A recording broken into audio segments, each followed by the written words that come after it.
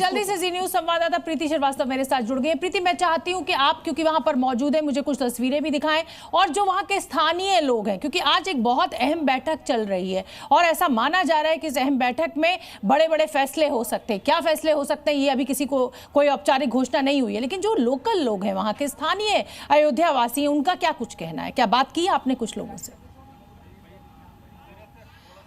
देखिए, अभी तो मैं बैठक के बाहर मौजूद हूँ क्योंकि यहाँ पर किसी को भी अंदर जाने की इजाज़त नहीं है। ये देखिए, सामने आप तस्वीरें यहाँ पर देख पा रहे होंगे, ये राम मंदिर का गेट नंबर 3 है और इसी के अंदर जो है वो ट्रस्ट की जो बैठक है वो यहाँ पर चल रही है। और सवाल ये है कि क्या यहाँ अयोध्या के लोग क्या चाहते हैं। तो हमने सुबह अयोध्या के लोगों से भी बात की थी और यहाँ के जो साधु संत हैं उनसे भी बात की थी।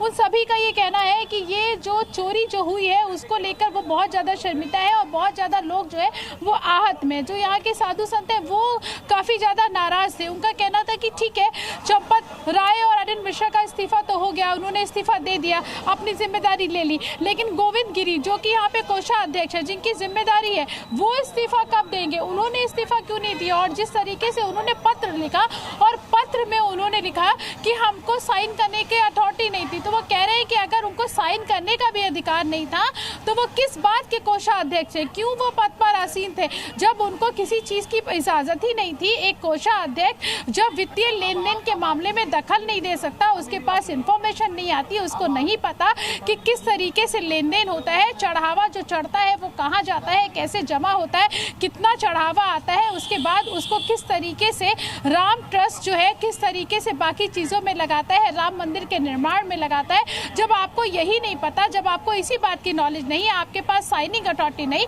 तो यहाँ के साधु संत कह रहे हैं फिर आप किस बात के कोषाध्यक्ष है? आप पुणे से जाके कोषाध्यक्ष की भूमिका निभा रहे थे। मतलब ये तो एक बहुत बड़ा सवाल प्रीति, ये तो एक बहुत बड़ा सवाल और गंभीर सवाल खड़ा होता है कि इसका मतलब जो गोविंद गिरी को बिठाया गया वो एक डमी बिठाया गया, कंट्रोल किसी और के हाथ में था, कोषाध्यक्ष किसी को भी बना दिया और बैठा दिया और कोषाध्यक्ष ने भी बस इसी में खुश हो गया कि मैं कोषाध्यक्ष हूँ, पावर मेरी जीरो है। इसका मतलब तो ये निकल रहा है।